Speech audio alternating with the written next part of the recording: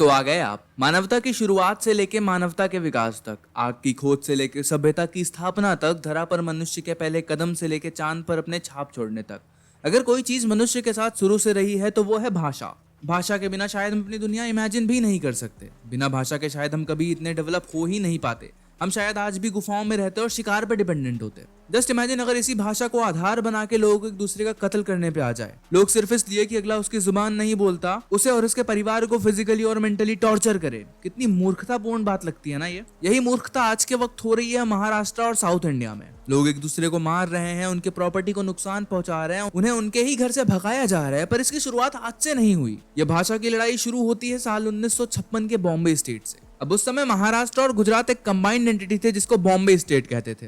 अब उसी बीच बॉम्बे स्टेट के जो मराठी स्पीकिंग लीडर्स थे जैसे केशवराव जेधे, एस.एम. जोशी, प्रबोधांकर, इन सब ने संयुक्त महाराष्ट्र मूवमेंट नाम से एक मूवमेंट शुरू की जिसकी मेन डिमांड थी मराठी बोलने वाले लोगों के लिए एक अलग मराठी स्टेट हो। अब उस टाइम पे ये लोग क्या करते हैं कि बहुत सारे लोगों को इकट्ठा करते हैं एंड प्रोटेस्ट एंड ऑल करते हैं एंड इवेंचुअली May 1, 1960 को महाराष्ट्र का जन्म होता है। अब जब ये लोग प्रोटेस्ट एंड ऑल कर रहे थे तो उसी टाइम पे अराउंड 100+ लोगों की जान भी गई थी।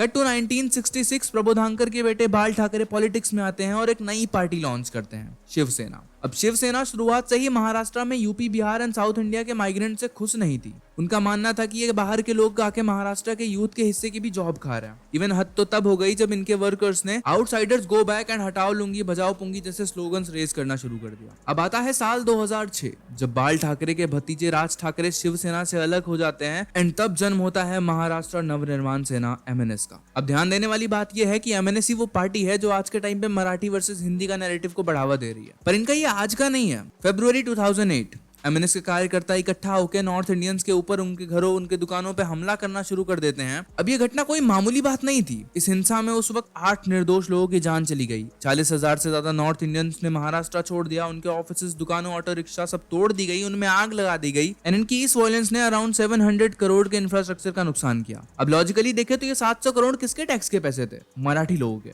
इवेंचुअली किसके इंफ्रास्ट्रक्चर का नुकसान हुआ? महाराष्ट्र के। एंड ये लोग अपने किए गए इस हिंसक एक्ट को जस्टिफाई करने का रीजन देते हैं कि हमारे युवाओं की जॉब नहीं मिल रही थी बाहर वालों की वजह से। लाइक सीरियसली, तोड़फोड़ करने से जॉब मिल गई? क्या कंपनी स्टेट पूछ के जॉब दे रही थी? अगर मराठी यूथ को जॉब नहीं मिल रही थी तो उसका रीजन उनमें लैक ऑफ स्किल्स था, ना कि हिंदी लोगों का डोमिनेंस। ये गलती यूपी बिहार से आए हिंदी स्पीकिंग माइग्रेंट्स की नहीं, खुद आपकी अपनी सरकार की थी। दूसरा रीजन ये लोग ये देते हैं कि हम ये सब अपने महाराष्ट्र के कल्चर और मराठी भाषा को प्रोटेक्ट करने के लिए कर रहे हैं। इनका कहना है कि इन पे जबरन हिंदी थोपी जा रही है। एंड यहाँ आयरनी ये है कि ये वही MNS के गुंडे हैं जो मराठी ना बोलने पर स्विगी, जोमेटो के delivery guys, auto rickshaw drivers, shop owners को सरेआम थप्पड़ मारते हैं और कहते हैं कि अगर महाराष्ट्र में रहना है तो मराठी बोलनी ही पड़ेगी। क्या उस समय आप मराठी को हिंदी भाषी लोगों पर नहीं थोप रहे हैं? 30 जून 2025 MNS के कुछ गुंडे मीरा रोड स्थित एक नॉर्थ इंडियन रेस्टोरेंट में जाते हैं और उसके ऑनर से हाथापाई करते हैं एंड उसे थप्पड़ मारते हैं एंड उसकी वीडियो तक बनाते हैं। इस इंसिडेंट के जस्ट 5 दिन बाद 5 जुलाई को राज ठाकरे एक रैली में बयान देते हैं कि मराठी तो बोलना ही पड़ेगा एंड जो मराठी ना बोले उसके कान के नीचे खींच के थप्पड़ मारो। साथ ही उस इंसिडेंट को बैक करते हुए ये भी कहते हैं कि किसी को मारो तो उसका वीडियो मत बनाओ, उस इंसान को आगे आके खुद बताने दो कि वो मारा गया है। Just look at his mentality. Raj Thackeray और MNS के ये जो गुंडे हैं जो छत्रपति शिवाजी महाराज के नारे लगा के महाराष्ट्र के कल्चर को बचाने के नाम पे पब्लिक को आपस में ही बांट रहे हैं और भारत की अखंडता और एकता पर आंच डाल रहे हैं, इनसे और आप सबसे एक ही सवाल पूछूंगा कि क्या अंतर है उस मुगल आक्रांता औरंगजेब में और इनमें? एक अपने धर्म को हम पे थोप रहा था, दूसरा अपनी भाषा हम पे थोपना चाह रहा है। देखा जाए तो दोनों में कुछ खास अंतर नहीं है। अब मैं एक और बात बताता है कि ये जो हिंदी वर्सेस मराठी का नैरेटिव ये लोग छेड़ रहे हैं, ये मराठी भाषा एंड कल्चर को बचाने के लिए नहीं है। वो तो बस एक ढोंग है महाराष्ट्र की जनता को मूर्ख बना के उनको एक अलग डायरेक्शन देने का। महाराष्ट्र के यूथ की आंखें डेवलपमेंट जैसे मुद्दों से हटाकर उनके मन में एक डर पैदा करने का कि तुम खतरे में हो एंड इवेंचुअली अपने वोट बैंक बढ़ा के उन्हें अपने फायदे के लिए यूज करने का। क्योंकि देखा जाए तो यूपी बिहार से आए माइग्रेंट्स तो महाराष्ट्र में वोट नहीं देते, तो उन्हें उनका दुश्मन बनाना ईजी है क्योंकि उसमें इनका कुछ लॉस भी नहीं है।